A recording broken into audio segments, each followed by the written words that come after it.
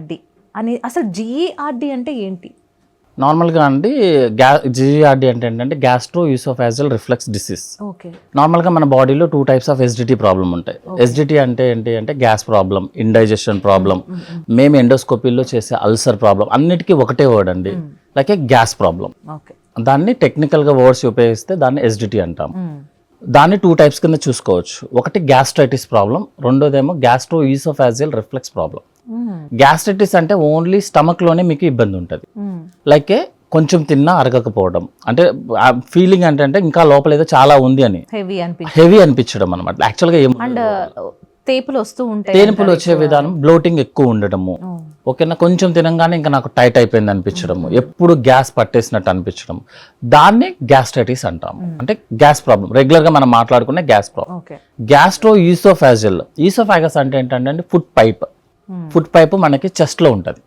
So ఎవరైనా ఒక patient నాకు స్టమక్లో ఏ ప్రాబ్లం లేదు సార్, ఛాతిలో మంట బాగా ఉంది, నెక్స్ట్ ఏంటంటే బాగా తేన్పులు వస్తున్నాయి. తేన్పుల్లో కూడా 2 టైప్స్ ఉంటాయి. నార్మల్ గ్యాస్ తేన్పులు ఒక రకం అయితే అది గ్యాస్ ప్రాబ్లం. అట్లా కాకుండా కొంతమంది పుని తేన్పులు, పుల్ల తేన్పులు అంటారనమాట.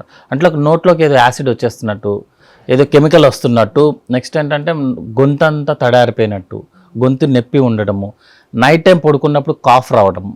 చాలా మంది మేము చూస్తాం యాక్చువల్గా గ్యాస్ట్రో ఈసోఫాజియల్ అన్న వాళ్ళు మెడికల్ డిపార్ట్మెంట్ని కన్సల్ట్ చేస్తారు, cough syrup, lot of cough syrups వాడేస్తారు, పల్మనాలజీని కన్సల్ట్ చేసేస్తారు, ఈవెన్ ఆస్తమా ట్రీట్మెంట్ కూడా అయిపోతుంది వాళ్ళకి.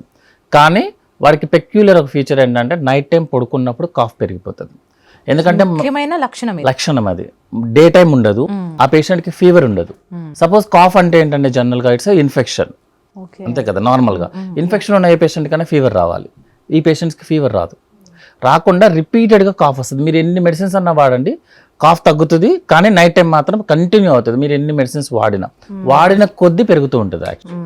ఈ పెక్యులర్ ఫీచర్ అంటే కాఫ్ కనుక నైట్ టైం వచ్చి, నెక్స్ట్ అతను క్లియర్గా చెప్తాడు, సార్ నోట్లోకి ఏదో వస్తున్నట్టుంది, నేను సడన్గా నిద్రలోంచి లెగుస్తున్నాను, లెగిసి 1 గంట సేపు దగ్గితే కానీ అది కూడా ఏంటంటే గొంతులో ఏదో ఉంది, నేను తీయాలి, అది ఏముండదు యాక్చువల్లీ, ఫీలింగ్ అనమాట.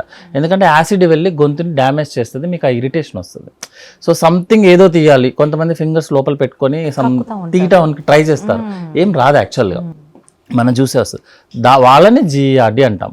ఎందుకు ఇంత స్పెసిఫిక్గా చెప్తున్నామంటే గ్యాస్ట్రిక్ ప్రాబ్లం అంటే gas problem only lifestyle modification, అంటే డైట్ అడ్జస్ట్ చేసుకోవడము, నెక్స్ట్ టైంకి నిద్రపోవడము, బయట ఫుడ్ అవాయిడ్ చేయడము, స్మోకింగ్, ఆల్కహాల్, కోలా డ్రింక్స్ ఆపడము, మెడిసిన్స్ వాడుకుంటే ఇవి కంటిన్యూ చేస్తే తగ్గిపోతుంది.